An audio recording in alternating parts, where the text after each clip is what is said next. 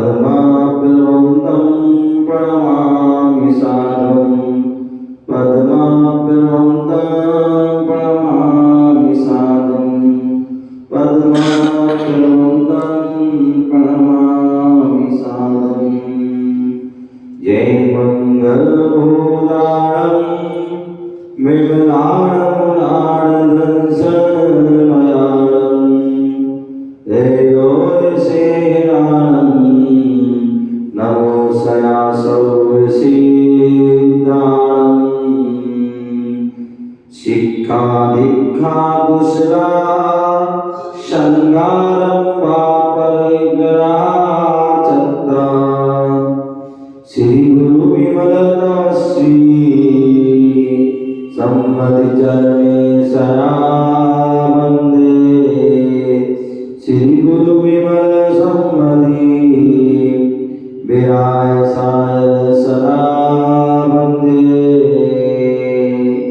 विराय सायदा वंदे अनंत सिद्ध परमेश्वरी भगवान की बोले आदि प्रभु आदि ब्रह्मा आदिनाथ भगवान की सदा प्रभु भगवान की प्रभु भगवान की शांतिनाथ भगवान की सत्यामणि पालसनाथ भगवान की शासक नायक भगवान महावीर स्वामी की परम पूज्य आचार्य भगवान गुरुदेव विरासगर जी महाराज की अहिंसा में विश्व धर्म की हितराज समेत शिखर की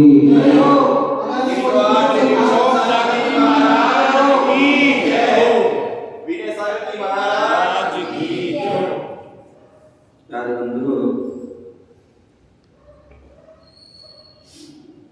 भगवान महावीर स्वामी उनके शासन काल में हम रह रहे हैं। ऐसे भगवान महावीर स्वामी ने अपनी दिव्य ध्वनि के माध्यम से मुनि और श्रावक के कर्तव्यों के बारे में बताया। मुनियों के भी षट कर्तव्य बताए और श्रावकों के भी षट कर्तव्य बताए और उन कर्तव्यों में एक जो कर्तव्य है वह कॉमन बताया, जो साधु के लिए भी आवश्यक है और जो श्रावकों के लिए भी आवश्यक है। और ऐसा वह जो कर्तव्य बताया वह स्वाध्याय बताया। क्या बताया? स्वाध्याय बताया। बोले साधु पुरुषों अपने जो है 28 मूल गुणों का यदि निरतिचार पालन करना है, पंच महाभूतों का यदि निरतिचार पालन करना है तो स्वाध्याय अति आवश्यक है। और यदि श्रावक को अपने अष्टमूल गुणों का पालन करना है, 12 व्रतों का पालन करना है, 11 प्रथमा का यदि पालन करना है तो उनके लिए भी स्वाध्याय अति आवश्यक है।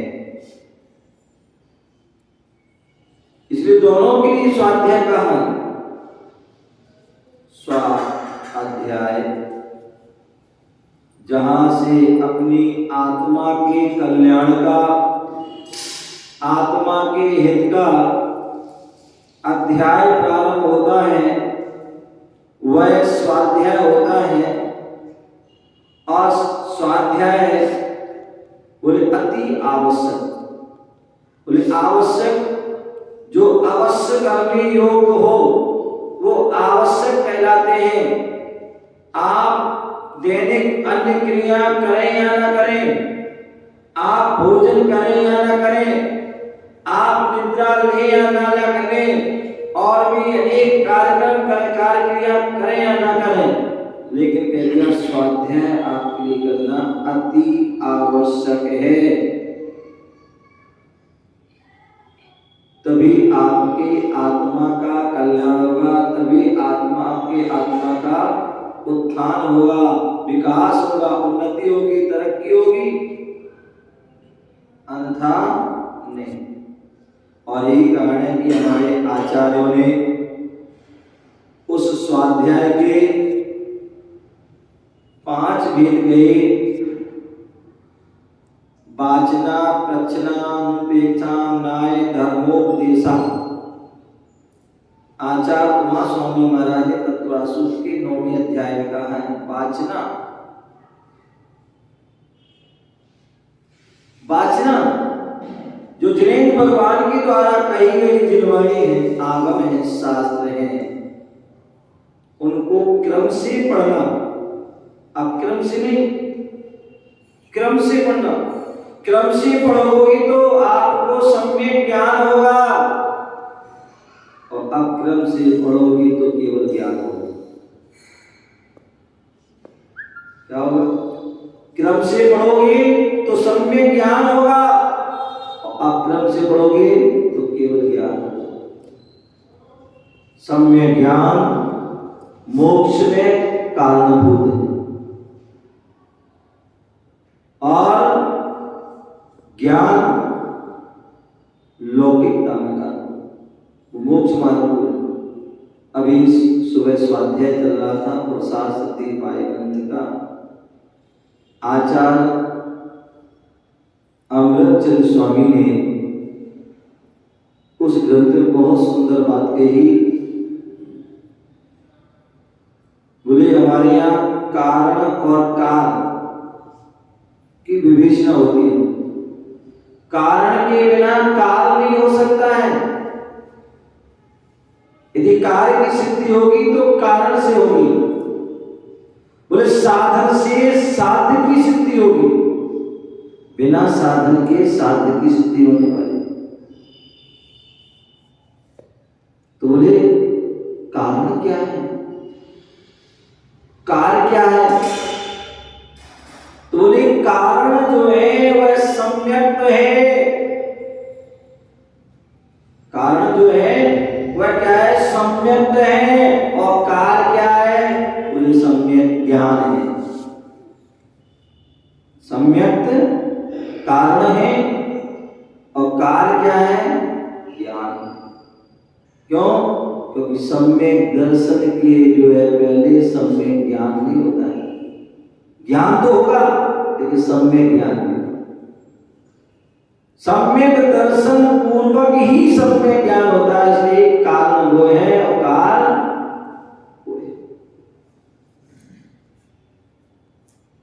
इसलिए जो है वह कहा है कि हमारे लिए जो है वाचना, बोले वाचना, बोले ग्रंथ को पढ़ना, जिनवाणी को पढ़ना, लेकिन वो क्रम से पढ़ना। और क्रम क्या है? हम सभी अर्घ चढ़ाते हैं जिनवाणी का, और उस समय क्या करते हैं? बोले प्रथमम करणम चरणम द्रव्यम नमः। बोले पहले, सबसे पहले प्रथमानी योग पढ़िए,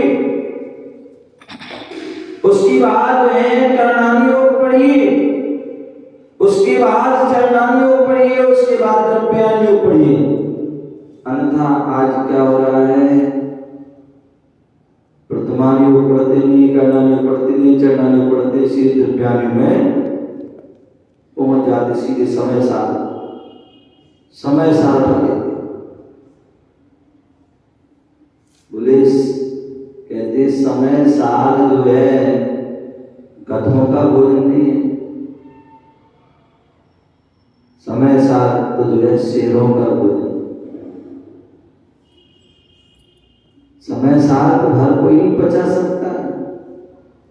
समय सार को पचाने के लिए कैपेसिटी चाहिए, उनकी शक्ति चाहिए, पाचन शक्ति चाहिए, तभी पचा पाएंगे, अन्यथा अपच हो जाएगा, पेट खराब हो जाए।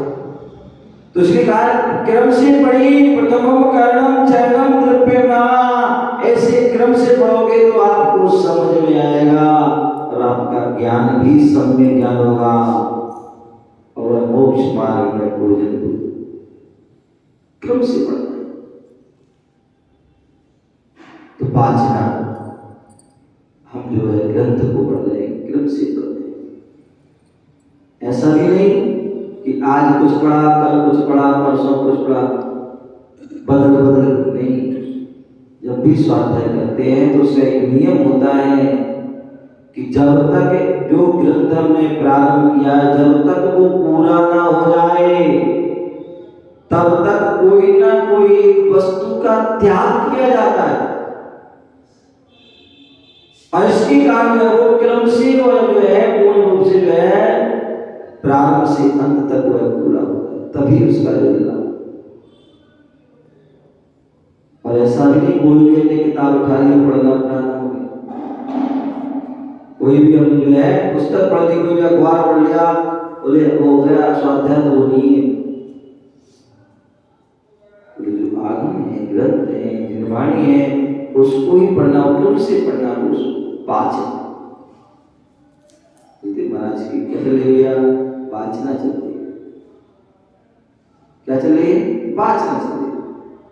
कहीं ग्रीष्मकालीन वाचना चल रही है, कहीं शीतकालीन वाचना चल रही है, कहीं चतुर्मास के अंदर भी वाचना चल रही है, जहाँ पर ग्रंथों को लगाया जाता है, क्रम से उनका जो है अध्ययन किया जाता है।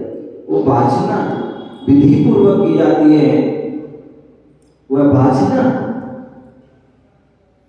और उसके बाद प्रच्छना। बोले केवल पढ़ना ही नहीं है, उसके साथ साथ प्रच्छना भी करना है। जैसे आपने देखा बच्चों के लिए 6 दिन जो है स्कूल जाते हैं और 7वें दिन छुट्टी होती है, उसी प्रकार हमारे यहाँ कहते हैं 7 दिन तक जो है क्लास लगती है और 1 दिन की छुट्टी।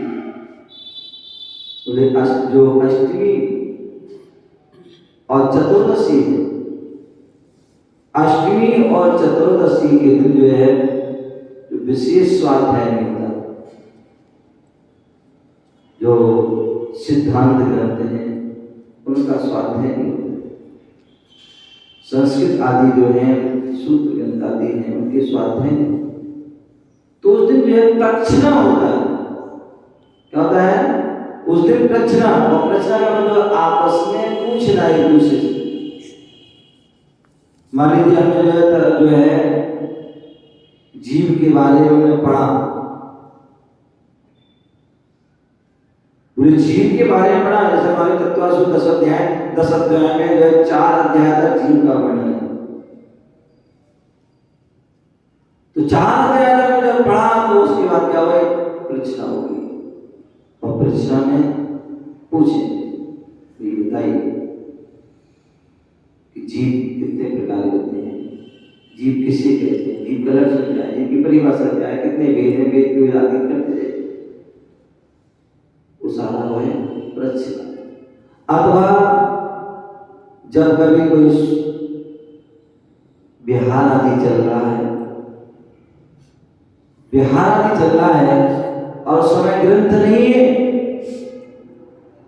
ग्रंथ उठाने का, ग्रंथ खोलने का समय नहीं है, तो ऐसे समय में क्या होता है? साधु जन विहार कर रहे हैं और आपस में गुरुजन क्या कर रहे हैं? प्रच्छना। मुझे बताइए जीव कितने कहते हैं, जीव कितने होते हैं, गति कितनी होती है, गति कितने कौन कौन सी होती है, आदि आदि जो है उसका।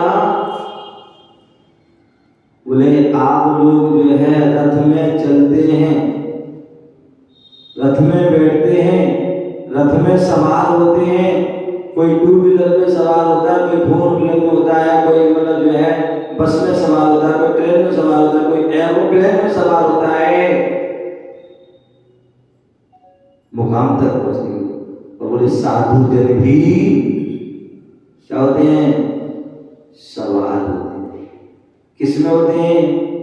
बोले जिह्वारथ। किसमें? बोले जिह्वारथ में सवार होते हैं, आपस में जो है तत्व चर्चा करते हुए जो है जा रहे हैं और पता ही नहीं पड़ता कि कब पहुंच जाते हैं। घंटों का जो है सफर भी ऐसा लगता है जैसे मिनटों में आ गया हो। क्यों? क्योंकि जिह्वारथ में सवार। तो ऐसे तीसरा है आमनाय।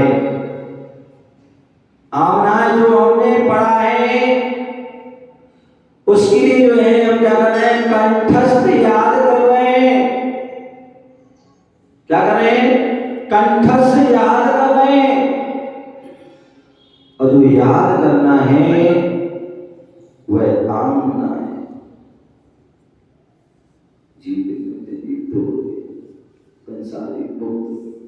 संसारी जीवित होते हैं, बोले इस तरह स्थावर और 10 स्थावर कितने होते हैं, 5, उसको याद कर रहे हैं।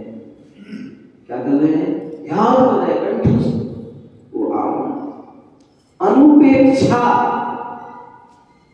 जो हमने उसको पढ़ा उसका बार बार स्मरण कर रहे हैं, बार बार उसका चिंतन कर रहे हैं, बार बार उसका मनन कर रहे हैं। और अंत में क्या, धर्मोपदेश।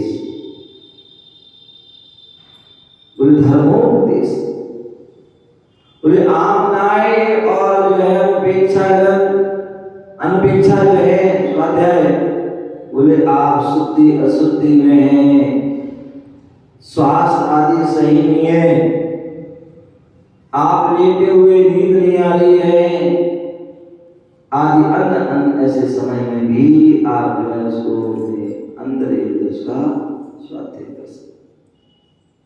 आमना अनुपेक्ष दोनों।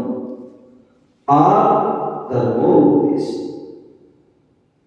बोले धर्मोपदेश जहां पर गुरुजन है उनका उपदेश चल रहा है तो उसे भी हमें क्या करना चाहिए, बड़े ध्यान से उसको सुनना चाहिए।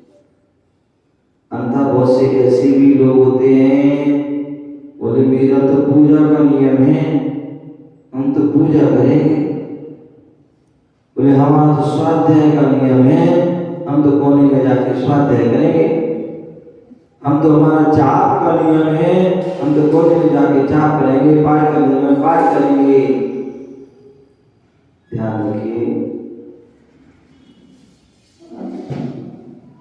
यदि जिस समय धर्मोपदेश चल रहा है उस समय जो है आपको सारे कार्य को जो है आगे पीछे कर लेना चाहिए या छोड़ना भी पड़े तो छोड़ दे, लेकिन उस समय धर्मोपदेश जरूर। क्यों? क्योंकि ऐसे भी लोग देखे जाते हैं जो 20 साल 30 साल 40 साल 50 साल 60 साल आदि से वह पूजा करते आ रहे हैं, स्वाध्याय करते आ रहे हैं, जाप करते आ रहे हैं, पाठ करते आ रहे हैं, लेकिन फिर भी जीवन में कोई बदलाव नहीं आया। फिर भी वह वही उनकी राग चल रहा है, द्वेष चल रहा है, वही मोह चल रहा है, वही उनकी कसाएं चल रही हैं, वही उनके पाप चल रहे हैं, वही उनके विषयों में वासनाओं में जो है आसक्ति चल रही है। कोई अंतर नहीं। और कुछ ऐसे लोग होते हैं कि गुरुजन आते हैं और गुरुओं का उपदेश सुनते हैं और उपदेश सुनते हैं, उपदेश सुनकर के जो उनके लिए जो क्या होता है, उपदेश सुनकर के उनके लिए वैराग्य हो जाता है। एक बार उपदेश सुना और उनके भावों में परिवर्तन होता है, उनके परिणामों में परिवर्तन, कसायों में परिवर्तन हो जाता है, उनके जीवन में परिवर्तन हो जाता है और उनका जीवन मोक्ष मार्ग की ओर है। तो उपदेश आज हम देख रहे हैं वर्तमान में जितने भी साधु संत आदि हैं जो वैराग्य की ओर कदम बढ़ा रहे हैं, वह सभी जो है किसी न किसी जो है साधुओं के उपदेश के माध्यम से वह प्रेरित हुए हैं, प्रभावित हुए हैं और वैराग्य। बहुत प्रेरित कोई ऐसे व्यक्ति होते हैं जो पूजा पाठ आदि के माध्यम से वैराग्य, अन्यथा गुरु के उपदेश, गुरु की संगति के माध्यम से ही धर्म। तो इसलिए जो है उपदेश जरूर सुनना चाहिए। ये भी स्वाध्याय है। साधु का उपदेश हो रहा है तो वो भी स्वाध्याय है, क्योंकि साधु का उपदेश जो है वह भी धर्म का होता है। धर्मोपदेश, धर्म का उपदेश होता है, तत्वों का उपदेश होता है, पदार्थों का, द्रव्यों का उपदेश होता है, मूल तत्व का उपदेश होता है। इसलिए वो धर्म उपदेश वो भी स्वाध्याय है। इसलिए स्वाध्याय, और जहां स्वाध्याय नहीं होता है वहां जो है व्यक्ति अर्थ का अनर्थ हो जाता है। अर्थ का क्या हमें बोलना चाहिए, क्या हमें नहीं बोलना चाहिए, क्या करना चाहिए, क्या नहीं करना चाहिए आदि जो है बहुत ऐसे जो है व्यक्ति कार्य कर देता है जो नहीं। क्यों? क्योंकि जो है उसे जो है ज्ञान नहीं, अज्ञानता में जो है अनेक प्रकार के व्यक्ति पाप कर देता है। सब में ज्ञान नहीं होने का अनेक प्रकार के जो है अशुभ कर्म कर देता, अशुभ सोच विचार कर लेता, अशुभ क्रिया कर देता, अशुभ उपयोग में जो है लगा रहता। लेकिन जैसे ही ज्ञान होता है, सम्य ज्ञान होता है, वह उन सारी क्रियाओं से जो है हट करके शुभ क्रिया लग जाता है। इसलिए स्वाध्याय जरूर। और यही कारण है कि जब आचार्यों ने तप का वर्णन किया, तप का वर्णन किया और वहां पर अंतरंग और बहिरंग तप आदि के वर्णन किए, तो वहां पर जो है उन्होंने अंतरंग तप के अंदर उन्होंने स्वाध्याय तप कहा है। क्या कहा है?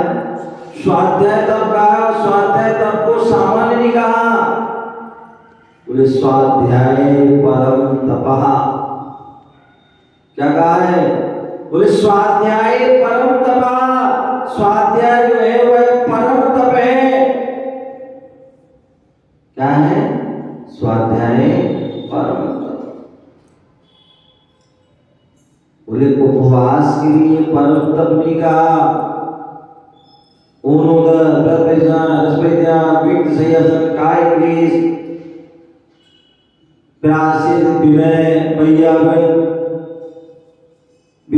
ध्यान, इनको तो है परम तप नहीं कहा।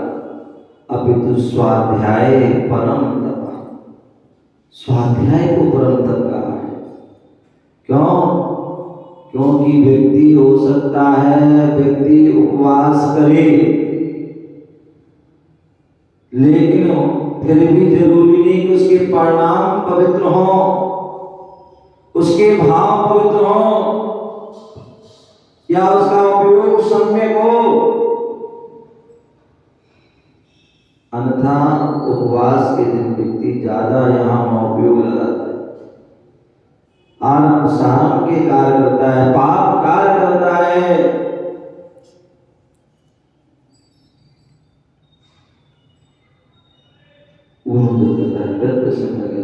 हो सकता है सही ना मन ना लगे, लेकिन स्वाध्याय जब वह करता है, स्वाध्याय जब सुनता है, तो निश्चित ही उसका जो है मन, ये हो सकता है कि उसका कभी कभी पूरे स्वाध्याय में मन न लगे, थोड़े से स्वाध्याय में लग जाए, लेकिन थोड़े से में भी मन लग गया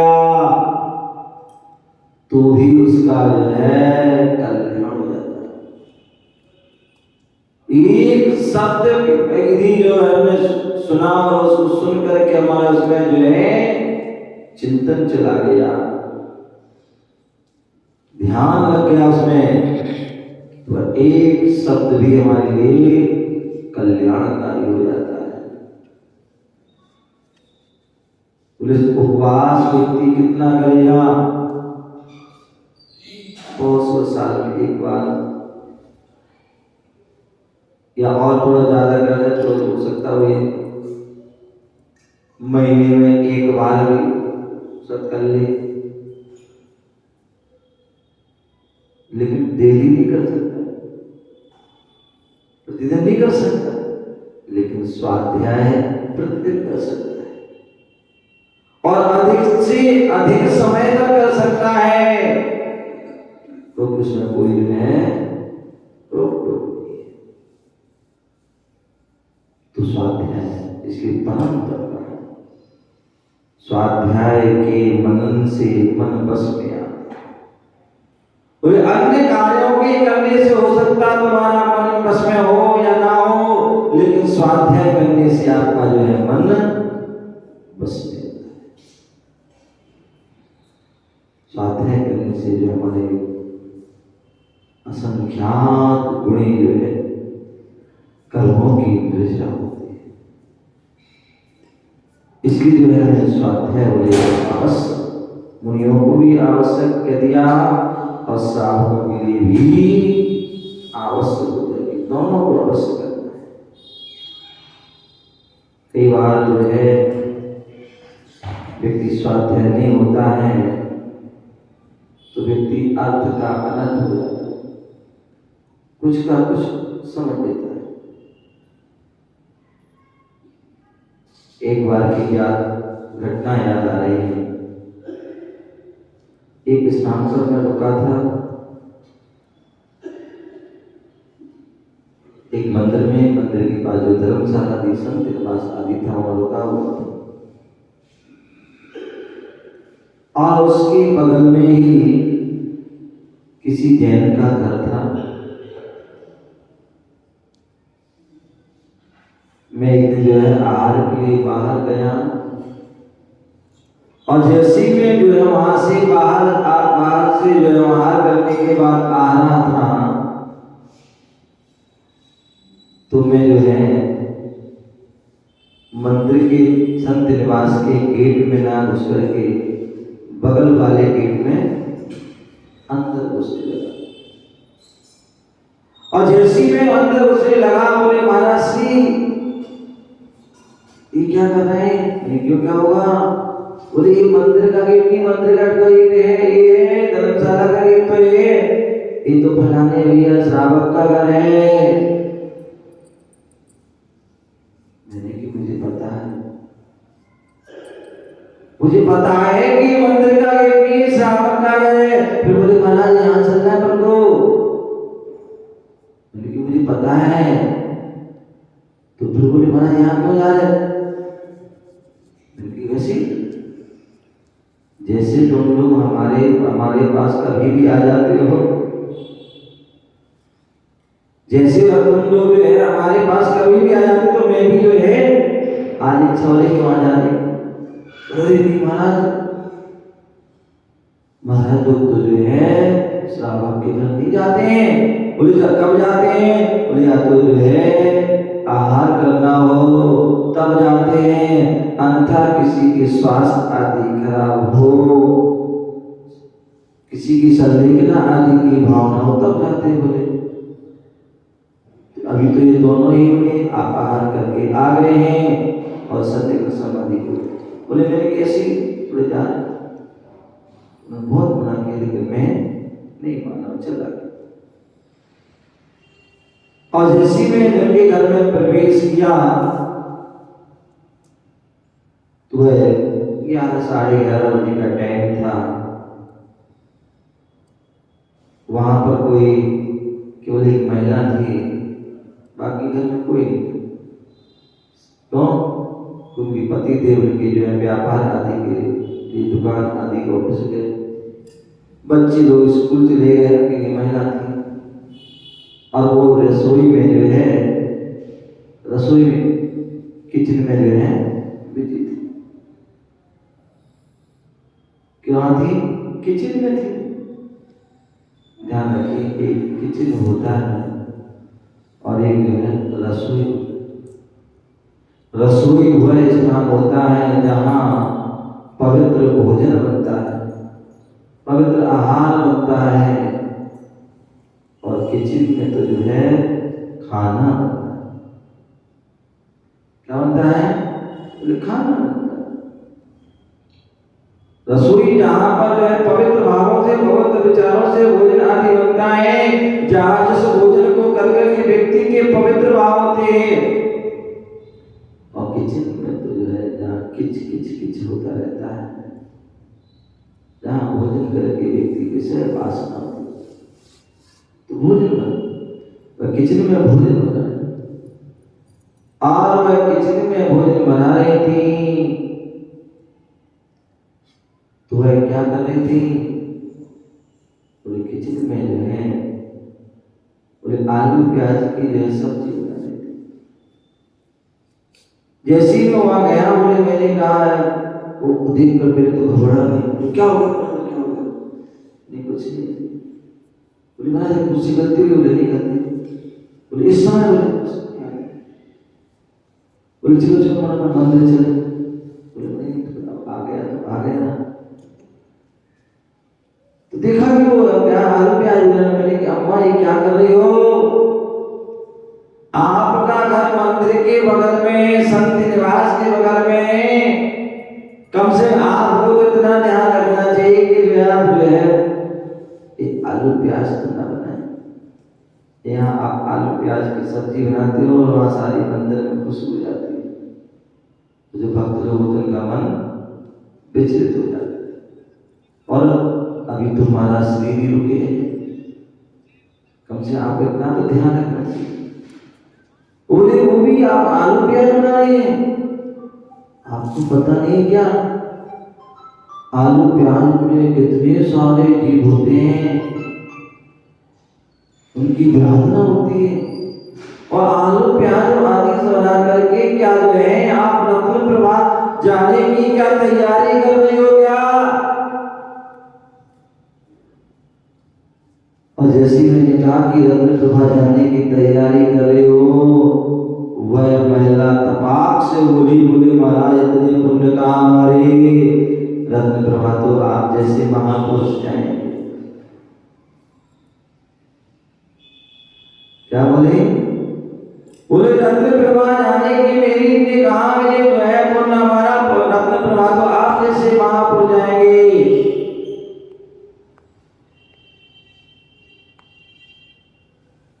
नहीं समझे? नहीं समझे? कोई स्वार्थ है नहीं करते।